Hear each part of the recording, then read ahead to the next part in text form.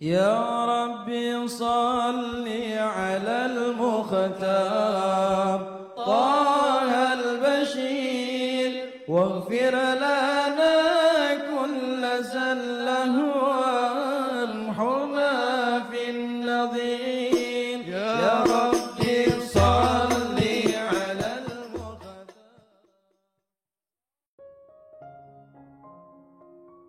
Bismillahirrahmanirrahim. Alhamdulillahirabbil alamin. Allahumma shalli wa sallim ala sayyidina Muhammadin wa ala ali sayyidina Muhammad miftahi babi rahmatillah adada ma fi ilmillah salatan wa salaman daimaini bidawami mulkillah. Allahumma shalli ala sayyidina Muhammadin salatan tunawwiru biha qalbi wa taqdili biha hajati fid dunya wal akhirah wa ala alihi wa sahbihi wa sallim. Assalamualaikum warahmatullahi wabarakatuh. Sahabat online yang dirahmati Allah, alhamdulillah kita bisa berjumpa kembali. Mudah-mudahan kita senantiasa mendapatkan taufik dan hidayah dari Allah Subhanahu wa Ta'ala. Pada pertemuan kita kali ini, mari kita ngaji bareng Habibana Novel bin Muhammad Al-Idrus tentang rahasia dalam berdoa agar segera dikabulkan Allah Subhanahu wa Ta'ala. صلوا على خير الأنام المصطفى بدر التمام صلوا عليه وسلموا يشفع لنا يوم الزحام صلوا على خير الأنام المصطفى بدر التمام صلوا عليه وسلموا يشفع لنا يوم الزحام. اللهم صل عليه. Syair qasidah yang dibaca Syekh Ali Maksum tadi banyak sekali ilmu di dalamnya. Itu syair-syair yang dikarang oleh Al-Habib Ali bin Muhammad bin Husain Al-Habsyi radhiyallahu anhu. Siapa Habib Ali Habsyi? Habib Ali Habsyi ini gurunya para habaib di Indonesia, di Malaysia, di Singapura, di Mekah, Madinah, Hadramut, di Afrika. Artinya di belahan dunia ini beliau guru besarnya para habaib. Lahir tahun 1259 Hijriah di satu desa di Hadramut, Yaman sana. Desanya terkecil-kecil. Alhamdulillah saya pernah ke sana beberapa puluh tahun yang lalu. Saya lihat, ini desanya kecil, ya, terpencil. Di peta mungkin kalau kita cari nggak ketemu, bahasanya gitu ya. Tahun 1259 Hijriah, wafat tahun 1333 Hijriah. Di mana? Di kota Sewun. Kota Sewun itu ibu kota provinsi Hadramut, Yaman. Di kota Sewun. Yang menarik, Habib Ali ini tidak dididik langsung oleh ayahnya sejak kecil, enggak. Karena ayahnya dai yang taat sama guru. Kalau gurunya bilang kamu ke sana, ke sana. Kamu ke sana, ke sana. Enggak pakai bentar guru, saya nanya istri dulu ya, enggak ada. Enggak ono. Dan istri dulu kalau punya suami ulama itu ya enggak pakai, kamu kok enggak izin-izin, enggak ada. Sayang lanjutkan, enggak pulang enggak jadi masalah. Nanti ketemu di akhirat. Masya Allah. Ini Allahnya mana lain ini. Begitu ulama-ulama dulu. Jadi istrinya sholihah, suaminya sholih. Baru datang dari dakwah dari jauh luar kota. Gurunya bilang, pergi sana ke Mekah. Tidak pulang dulu. Siap, sami'na wa ata'na, berangkat ke Mekah. Maka Habib Muhammad, ayahnya Habib Ali itu, ya sejak kecil sudah meninggalkan Habib Ali bersama ibunya di desa Kosam. Ya, di desa Kosam. Ditinggal ke mana? Ke Mekah. Dakwah di Mekah. Ya, dakwah di Mekah. Nah, Habib Muhammad ini putranya jadi ulama semua. Di antaranya kakaknya Habib Ali, namanya Habib Husain. Namanya Habib Husain. Di Mekah sana, mufti Haramain, mufti Mekah dan Madinah di zaman itu. Nah, Habib Husain ini salah satu guru utamanya Mbah Hasyim Asy'ari dan Kiai Khalil Al-Bangkalani. Selama belajar di Mekah, di rumah maupun di Masjidil Haram, Kiai Hasyim Asy'ari belajar kepada Habib Husain bin Muhammad bin Husain Al-Habsyi. Nah, Habib Ali dididik sama ibunya. Ayahnya mantau dari Mekah. Dulu belum ada WhatsApp. Ya, mantaunya dengan petunjuk ilahi. Belum ada WhatsApp. Dikasih tahu sama teman-temannya, anakmu ini ulama-ulama di desa itu sudah dimakan semua ilmunya. Umur 7 tahun. Ya. Ilmunya sudah dimakan semua. 5 tahun sudah makan ilmu, 7 tahun sudah makan ilmu. Jadi sayang kalau tinggal di situ. Bawa dia ke ibu kota provinsi, ke Siwon. Banyak ulama di sana. Diperintah dari Mekah istrinya, pindah dari desa menuju ibu kota provinsi. Coba kalau ibu-ibu zaman sekarang, aku nggak punya kenalan di sana. Gimana nih? Kamu nggak jemput aku, kamu nggak antar aku. Suami macam apa kamu? Suruh berangkat sendiri bawa anakmu. Mama, kamu bapak nggak bertanggung jawab, nggak mau ngurus anak. Penting kan Allahnya saja. Ngurus anak, ngurus istri itu kan juga Allah. Ini model wedok zaman saya. Sok tahu agama, sok paham, sok ngerti, ya, sok mudeng. Ya, insya Allah mudeng betul ya. Amin Allahumma amin. Nggak sok, nggak begitu. Apa kata suaminya? Sami'na wa ta'na. Berangkat ditemani anaknya ke Siwon, dididik sama ibunya. Ya, ibunya juga daiyah kok. Ibunya Habib Ali itu wanita yang solihah dan alim. Baru nikah dengan Habib Muhammad, dibawa pulang ke rumah, sampai di rumah buat pengajian khusus ibu-ibu. Itu hari pertama sudah bisa membuat seorang nenek-nenek yang seumur hidup tidak kenal sholat jadi bisa sholat bagus. Itu ibunya Habib Ali Habsyi. Nah, Habib Ali setiap kali belajar nih ya, baca kitab, kok ada kisah walinya bisa ketemu Rasulullah SAW, walinya bisa begini, langsung laporan ibunya, bu, ini ada wali bisa seperti ini, tolong doakan anakmu Ali ini bisa dapat yang sama. Maka ibunya ngomong, ya Allah, berilah anakku Ali yang sama dengan engkau berikan pada walimu itu. Habib Ali mengucap amin. Mana anak sekarang yang minta doa sama ibunya? Mana ibu yang kemudian mengajari anaknya kalau butuh apa-apa minta sama ibumu, ibu doakan? Mana nih ibu yang model begini? Itu Habib Ali Habsyi dari kecil. Umur 19 tahun, ya 17, 18, 19 dipanggil ayahnya ke Mekah, harus meninggalkan ibunya, berangkat ke Mekah. Ya, setelah itu 2 tahun di sana balik ke kota Siwon. Habib Ali Habsyi, ilmunya laut. Digali nggak ada habisnya. Saya nggak akan ceritakan manaqib beliau. Sampai 20 tahun tak ungkapnya doa bakal selesai. Ya nggak bakal selesai. Habib Ali Habsyi radhiyallahu anhu, muridnya banyak. Ya di Indonesia maupun di mana-mana. Nah, Habib Ali ini menariknya ahli bahasa. Nggak semua orang alim itu dalam semua bidang. Ada orang alim di bidang ilmu hukum. Begitu masuk tafsir, keteteran dia. Ada orang alim di ilmu tafsir, masuk hukum, keteteran. Ada orang alim di ilmu nahwu, sorof, bahasa. Ya, tapi masuk balaghah sama-sama ilmu bahasa, keteteran dia. Ada orang alim di ilmu bahasa, tapi ditanya fikih, pusing dia. Tapi Habib Ali Habsyi, fikih ahli, tafsir ahli, nahwu sorof ahli, balaghah ahli. Sehingga beliau bisa mengungkapkan ilmu yang luas dalam satu bait syair.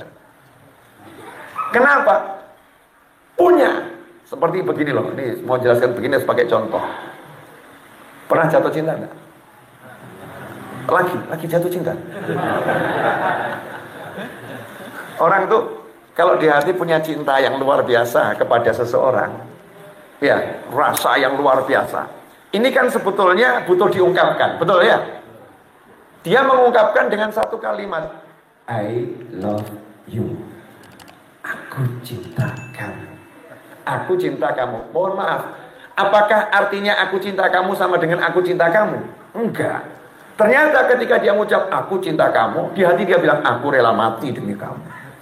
Aku siap jadi budakmu. Aku siap pagi sampai pagi bekerja untuk cari nafkah buat kamu. Aku siap, aku siap, aku siap, aku siap, aku siap, aku siap. Aku nggak bisa tidur tanpa mengingatmu. Luar biasa. Ternyata kata I love you, aku cinta kamu, di dalamnya itu isinya hati orang yang mengucapkannya. Betul ya? Isinya hati orang yang mengucapkannya. Nah, para ulama itu meletakkan hatinya di dalam syair. Jadi dalam satu bait syair itu ada ilmu yang kalau digali gak akan habis. Itu yang namanya asrar ilahi, rahasianya Allah Subhanahu wa ta'ala yang Allah titipkan kepada hamba-hambanya. Wa 'allamnahu min ladunna ilma. Kami ajarkan dari sisi kami ilmu. Nah, termasuk ini tadi di antaranya ya. Ini kalau semua ya repot nih. Yang Rabbi ini ya das sifatil aliyah qaimun bil fina uridu atiyah tahta babi raja waqaftu bidulli fa'ghirni bil qasdi qablal maniyah. Duhai Allah, sesungguhnya Engkau adalah Tuhan yang punya sifat-sifat yang mulia.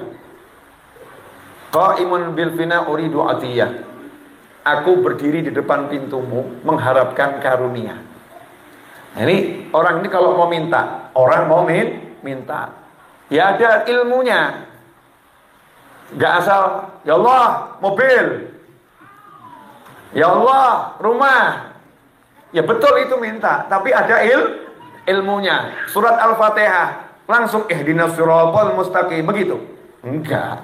Bismillahirrahmanirrahim. Alhamdulillahirabbil alamin. Arrahmanirrahim. Muji-muji Allah dulu.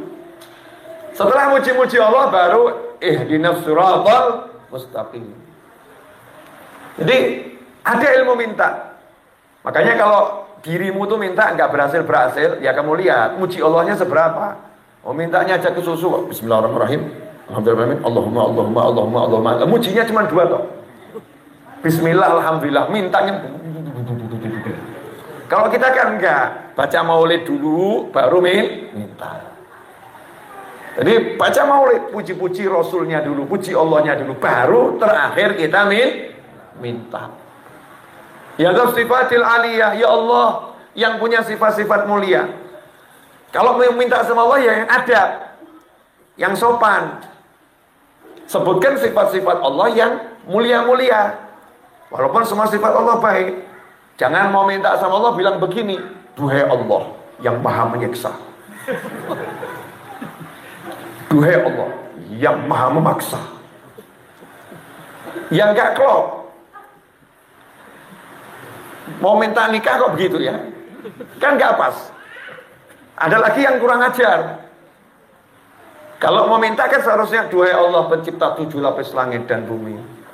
Duhai Allah yang menciptakan lautan nan membiru. Duhai Allah yang menciptakan alam yang begitu indah. Betul. Nah, ini ada orang kurang ajar. Duhai Allah yang menciptakan babi. Kan kurang ajar. Memang betul babi ciptaannya Allah. Tapi kalau kamu doa ya jangan begitu. Nggak boleh. Itu langsung malaikat yang ngepruin jenengan pertama kali. Kurang ajar, kamu kurang ajar. Marah malaikatnya. Gregetan. Kamu kok nggak ngerti adabnya berdoa. Emang ada contoh doa model begitu dalam Al-Quran, dalam hadis? Kan nggak ada. Maka kita disuruh manggil duhai Allah yang punya sifat-sifat mulia. Qaimun bil fina uridu atiyah. Ya kalau mau minta tuh ya di depan pintunya Allah. Maksudnya apa? Ya di tempat yang baik, selalu berdiri menanti, di musola, di masjid, di langgar, di majelis ilmu. Ya di majelis ilmu itu tempatnya minta. Ya tempatnya minta. Kita ingat Nabi Zakaria alaihissalam. Nabi Zakaria itu nabi loh, nggak nanggung-nanggung, nabi. Tapi mau minta pilih tempat. Hunalika da'a Zakaria rabbah. Tempatnya di mana? Begitu lihat Sayyidatuna Maryam alaihissalam, kok di tempatnya itu bisa dapat makanan dari Allah langsung, nggak pakai proses masak. Ya, Maryam, dapat dari mana ini? Min indillah, dari Allah. Langsung hunalika da'a Zakaria rabbah. Hunalik, di tempat itulah Nabi Zakaria langsung minta sama Allah Subhanahu wa taala. Jadi jangan kita sombong. Wallah Maha mendengar. Allah Maha memberi. Dimanapun saya minta dikasih. Betul. Dimanapun kamu minta dikasih. Tapi jadilah orang yang beradab kalau mau minta. Sempatkan tempat khusus, waktu khusus, dan betul-betul ya sabar mengetuk dan menanti dibuka. Orang ngajuin proposal kok depan kantor, kok nggak buka-buka ya? Kok nggak buka-buka ya? Kan ditunggu ya sampai buka. Kalau mau ngajuin proposal nih ya, nunggu sampai kantornya buka, belum tentu diterima loh. Nah di depan pintunya Allah kok diajak mengajukan proposal langit. Maulidnya kok nggak selesai nih ya. Maulidnya kok nggak selesai nih. Yasinnya kok nggak selesai nih. Sholawat nariyahnya kok nggak selesai. Sholat hajatnya kok nggak selesai. Zikir tahlilnya kok nggak selesai. Ini aneh kita ini.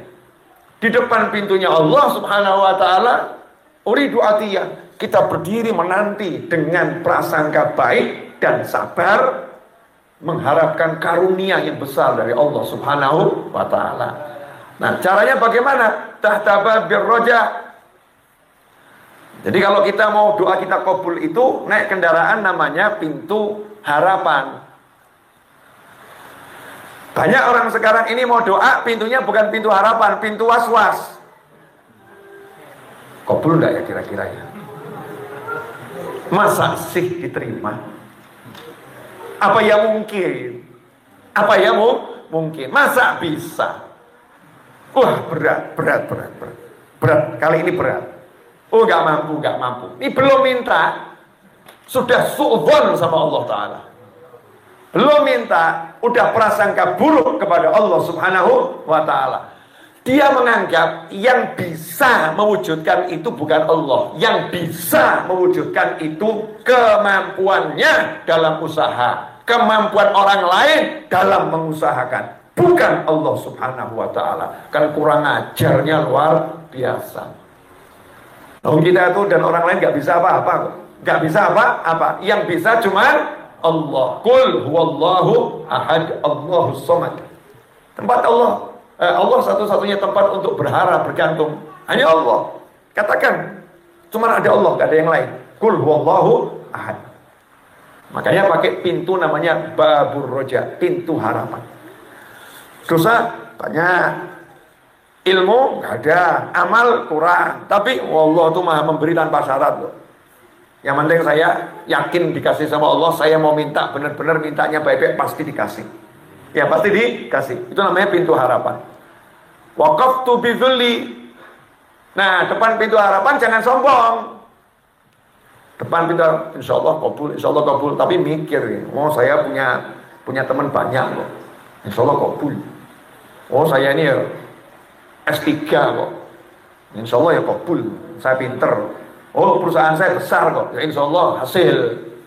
Oh karyawan saya banyak. Oh insya Allah ya bisa saya memenangkan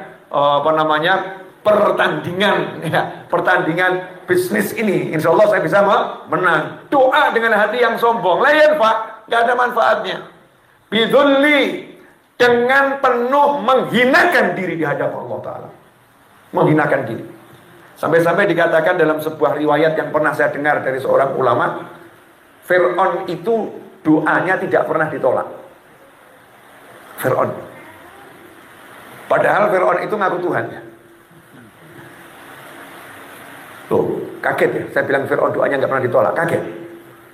Kalau iblis saja nggak ditolak sama Allah doanya, kalau di Al-Quran jelas terbukti. Kok kamu gitu aja bingung. Makanya ngaji yang pinter. Jangan jadi orang sok kagetan, kaget. Nah, kalau dengerin ngajari ngawur-ngawur tuh kaget tuh. Kalau yang ngajari yang baik-baik jangan kaget.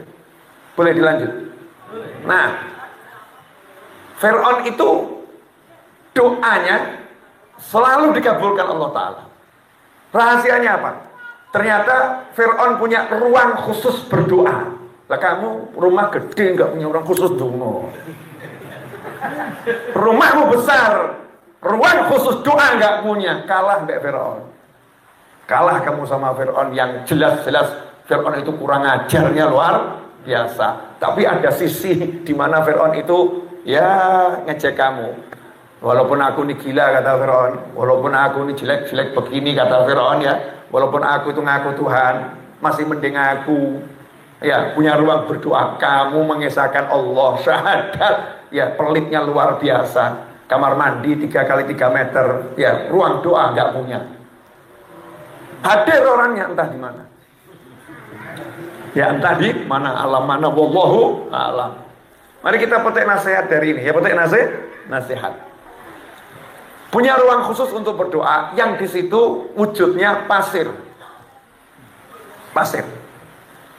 Jadi kalau Fir'aun itu punya hajat, dia masuk ruangan itu, diantarkan oleh orang kepercayaannya. Jadi cerita ini bocor dari orang kepercayaannya Fir'aun. Makanya hati-hati sama orang yang kamu percaya. Bocor. Masuk di situ dilihat Fir'aun itu berguling-guling menggelepar-gelepar ke tanah. Gelundung-gelundung. Menghinakan diri di hadapan Tuhan. Ya, di hadapan Tuhan. Fir'aun itu kan gak mau iman sama Allah Tuhannya Nabi Musa karena sombong. Masa aku sudah ikut Musa? Musa dari kecil aku didik. Ya aku didik. Bukan dia nggak tahu ada Tuhan. Fir'aun tahu ada Tuhan. Makanya di akhir usianya walau sudah sampai tenggorokan yang nggak akan diterima iman, akhirnya dia mengalahkan egonya, gitu kan ya? Egonya dikalahkan. Aku beriman kepada Tuhannya Musa dan Harun. Gelepar-gelepar, menghinakan diri. Sama Allah dikasih. Nah kita ini mau minta sombong. Kadang-kadang pamer. Punya ilmu, punya amal yang banyak, pamer. Gak merendahkan diri. Harus merendahkan diri di hadapan Allah Subhanahu wa ta'ala. Habib Ali Habsyi ngajarkan, qaimun bil tahta babi raja waqaftu bidzulli. Di depan pintu harapan aku berdiri memohon dengan penuh kehinaan ya Allah. Aku nggak punya apa-apa. Aku semua sifat yang ditunjukkan disadari masih kurang, masih bodoh, masih. Kalau kita kan aku banyak sholat tuh ya Allah. Aku tadi sholawatnya udah 1000 kali tuh ya Allah. Aku merendahkan diri. Setelah itu fa'aghidni bil qasdi qabla al-maniyah. Tolong ya Allah, apa yang menjadi keinginanku wujudkan sebelum aku meninggal dunia. Karena ada keinginan itu yang terwujud masih hidup nggak terwujud, setelah meninggal terwujud lewat anaknya, terwujud lewat cucunya, terwujud lewat cicitnya. Ada. Nah ini pengennya masih hidup sudah menikmati hasil doanya. Ya, asik atau nggak asik kalau begitu? Asik. Nah, cara berikutnya apa? War-rasulul karimu babu rajai. Begitu, suara saya jelek. War-rasulul karimu. Dan ar-rasul, yaitu baginda Muhammad SAW. Al-karimu. Rasulullah itu rasul yang disifatkan karim. Namanya Allah, wal karim. Allah yang maha dermawan. Nah kalau kita mau tawasul dengan Nabi Muhammad SAW, urusannya ini mau minta sesuatu, yang disebutkan ya dermawan, kan begitu. Bapak yang dermawan, bapak yang pemurah. Kalau mau minta sumbangan kan begitu. War rasulul karimu. Kita bilang sama Allah, ini saya akan meminta kepadamu ya Allah dengan memasuki pintu harap. Nah pintu harap saya siapa? Rasulmu yang pemurah ya Allah. Allahumma shalli alaihi. War rasulul karimu babu rajai. Babu raja tadi pintu harapan saya adalah Nabi Muhammad sallallahu alaihi wasallam. Kenapa? Fahuwa ghauthi wa ghauthu kullil bariyah. Karena Nabi Muhammad SAW itu adalah penolongku dan penolongnya seluruh umat manusia dan makhluk. Nah, mulai di sini maju. Saya masuk lewat Nabi Muhammad SAW. Kalau udah bilang masuknya lewat Nabi Muhammad SAW, berarti saat itu yang ada di hatinya adalah Nabi Muhammad SAW. Cintanya pada Rasulullah SAW. Sholawat, nyebutkan sifat-sifat mulia Rasulullah SAW, menghadirkan bagaimana akhlaknya Rasulullah SAW, cintanya pada Nabi Muhammad SAW. Muncul itu. Nah kalau udah muncul, coba bayangkan kita doa minta diaminkan Nabi Muhammad SAW. Mesti ada yang aneh-aneh, pelajaran aneh. Doa kok minta diaminkan Nabi. Nabinya kan sudah meninggal, masa mengaminkan doa kami? Dalilnya mana? Banyak dalil lagi. Ya, nanya ada dalil lagi. Walau annahum idzalamu anfusahum ja'uka fastaghfirullaha wastaghfara lahumur rasulu lawajadullaha tawwabar rahim. Itu yang ngomong bukan saya, itu ayatnya Allah Al-Qur'an. Walau annahum idzalamu anfusahum, kata Allah, seandainya ketika mereka itu menzalimi diri mereka sendiri dengan berbuat dosa, melakukan yang haram, melakukan yang gak diridhai oleh Allah Subhanahu wa ta'ala, ja'uka, mereka mau mendatangi engkau. Ini ayat menarik ya, tafsirnya. Dengarkan sesuatu yang mungkin belum pernah engkau dengarkan. Ya, dengarkan sesuatu yang mungkin engkau belum pernah mendengarkan. Allah bilang, itu yang dosa-dosa itu, yang zalim-zalim itu ya, sama dirinya sendiri, yang sudah maksiat itu. Kalau mereka mau mendatangi engkau, kamu, fastaghfirullah, kemudian mereka minta ampun kepada Allah di hadapan Nabi Muhammad SAW. Ya, di hadapan Nabi Muhammad SAW. Wastaghfirallahumur rasul. Kenapa kok ayatnya berubah? Yang awal ja'uka, mendatangi kamu, seharusnya wastaghfarta anta. Tidak paham, tidak apa-apa, belum levelnya. Yang levelnya nyampe paham. Nah, kita kalau belum nyampe nggak paham nggak apa-apa. Nanti insya Allah dibuat paham sama Allah Subhanahu wa ta'ala. Terjemahannya kan begini. Ya, mudah-mudahan lewat terjemahannya jadi paham. Ya, ini ilmu bahasa, bahasa. Seandainya ketika mereka mendolimi diri mereka sendiri, mereka mau mendatangi kamu, kemudian mereka minta ampun kepada Allah, dan seharusnya apa? Engkau memintakan ampun untuk mereka. Betul ya? Kan bicaranya dari tadi kan kamu, Allah kamu. Seharusnya secara bahasa, dan kamu memintakan ampun untuk mereka. Tapi ayat ini nggak begitu. Seandainya ketika mereka menzalimi diri mereka sendiri, kemudian mereka mau datangin kamu, kemudian mereka minta ampun kepada Allah, wastaghfirullah rasul, dan ar-rasul mau mintakan ampun untuk mereka. Nggak disebut kamu, tapi ar-rasul. Kenapa? Nah, inilah bedanya kamu dengan ar-rasul. Kalau disebut ar-rasul berarti saat beliau ada di masa sahabat, maupun sampai nanti hari kiamat, maupun sampai kapanpun, beliau adalah ar-rasul sallallahu alaihi wasallam. Makanya Habib Ali Habsyi dalam syairnya ini war rasul, tidak mengatakan wa Muhammadun sallallahu alaihi wasallam. Nggak nyebut Muhammad SAW, tapi yang disebut war-rasul dan ar-rasul. Jadi kita ini lagi mau minta sama Allah Ta'ala seperti yang Allah ajarkan kepada semua pendosa, mau minta ampun, datangi Nabi Muhammad SAW, biar nanti Nabi yang memintakan ampun kepada Allah untuk kamu. Biar sang Rasul itu yang mintakan ampun kepada Allah untuk kamu. Karena kalau hanya kamu yang minta ampun pada Allah Ta'ala, masih tanda tanya, siapa kamu? Wastaghfirulahumur rasulu lawajadullaha tawwabar rahim. Jawabannya Allah Ta'ala, kalau sampai Rasul yang udah angkat tangan mintakan ampun untuk mereka, lawajadullah. Bukan karena mereka minta ampun, bukan. Bukan karena mereka mengemis pada Allah minta ampunan, bukan. Tapi karena Ar-Rasul Nabi Muhammad SAW, wastaghfirulahumur rasul, Rasul memintakan ampun untuk mereka semua, lawajadullah. pakai lam taukid, pasti mereka akan mendapati Allah. La wajadullah ini maknanya dalam. Mereka pasti akan bertemu dengan Allah. Mereka akan mendapatkan Allah yang bagaimana? Tawwabar rahimah. Allah yang menerima semua tobat mereka dan Allah yang menyayangi mereka semua.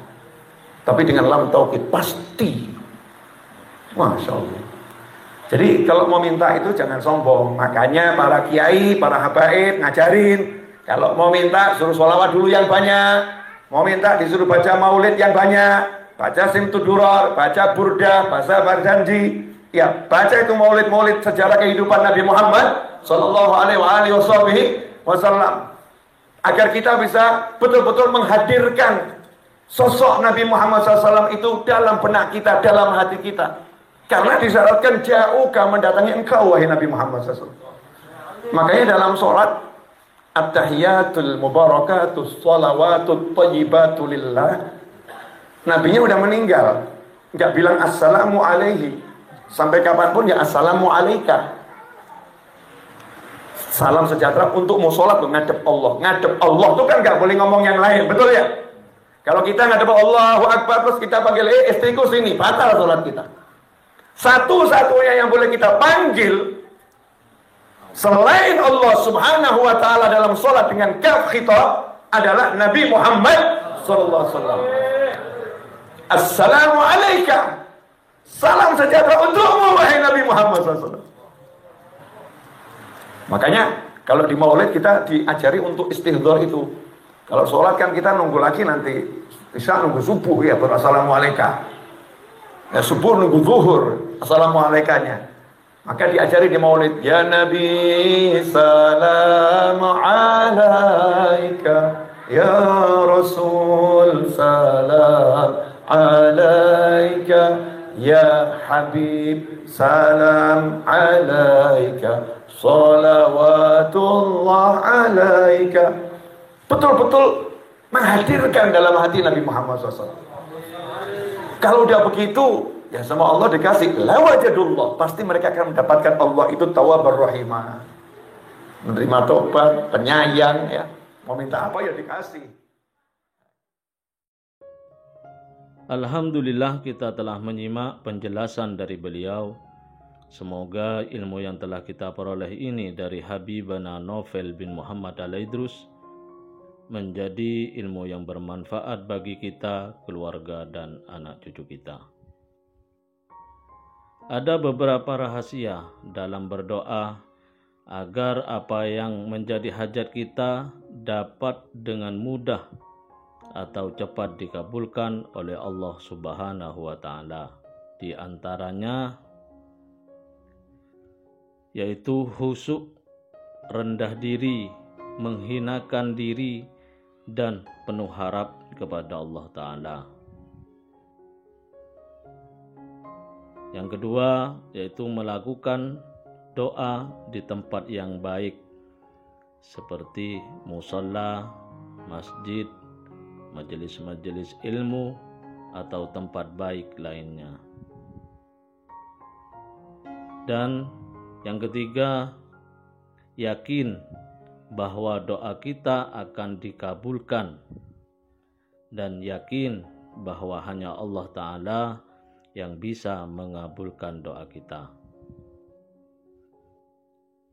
Yang keempat, memulai doa dengan memperbanyak memuji Allah Ta'ala dengan sifat-sifat keagungan dan kemuliaannya. Misalnya, Ya Rahman, Ya Rahim, Ya Fattah, Ya Razak, dan lainnya. Kemudian memuji Rasulullah Shallallahu Alaihi Wasallam dengan mengucapkan salawat dan salam kepada beliau. Setelah berdoa, perbanyaklah beristighfar, memohon ampun kepada Allah, bertaubat atas dosa-dosa yang telah kita kerjakan. Masih banyak lagi adab atau tata krama dalam berdoa. Setidaknya hal-hal di atas bisa mewakili adab-adab yang lain. Mengamalkan tata cara atau etika dalam berdoa menjadi sebab terkabulnya doa seorang hamba. Namun ketika kita telah berdoa dengan menyempurnakan adab-adabnya, tapi belum terkabulkan apa yang kita minta, maka hendaknya ia memahami bahwa ada hikmah di balik itu. Mungkin Allah Ta'ala ingin mengabulkannya di akhirat kelak, atau Allah Ta'ala ingin memberikan sesuatu yang lebih baik dari yang kita minta. Karena Allah yang maha mengetahui tentang keadaan hambanya daripada hamba itu sendiri. Itulah di antara rahasia-rahasia yang mesti kita ketahui, agar semua doa yang kita panjatkan segera dikabulkan oleh Allah Subhanahu wa Ta'ala. Semoga kita bisa mengamalkannya, terus berdoa dengan yakin bahwa hanya Allah Ta'ala yang bisa mengabulkan segala keinginan kita. Dan semoga kita terus bisa istiqomah dalam bersolawat kepada Rasulullah SAW, sehingga di akhirat kita mendapatkan syafaat beliau. Amin ya rabbal alamin. Wallahu a'lam bishawab. Semoga barokah dan manfaat. Assalamualaikum warahmatullahi wabarakatuh.